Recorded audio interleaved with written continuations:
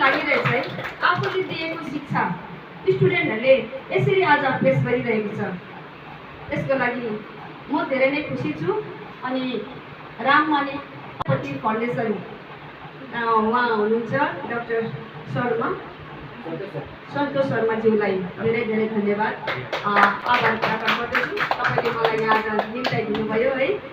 आज म यहाँ नआएको भए म यो नानीहरूले गरेको यति राम्रो पर्फर्मेन्सहरू म देख्नु सक्दिनँ थिएँ है। खुसी लागेको छ। यो हाम्रो जीवनको एउटा अहम हिस्सा हो। योगलाई हामीले अहिलेको यस्तो व्यस्त जीवनमा, तनावपूर्ण जीवनमा हामीलाई योगको एकदमै जरुरत छ। हमेसा हामी डक्टरकोमा गएर स्वास्थ्य रहँदैन है। डक्टरको साथसाथ हामीलाई योगको पनि अवश्य जरुरत पर्छ। हामीले यो धेरै अहिलेको यो नानीहरूले जो योग सुरु गरिरहेको छ, यिनीहरू एकदमै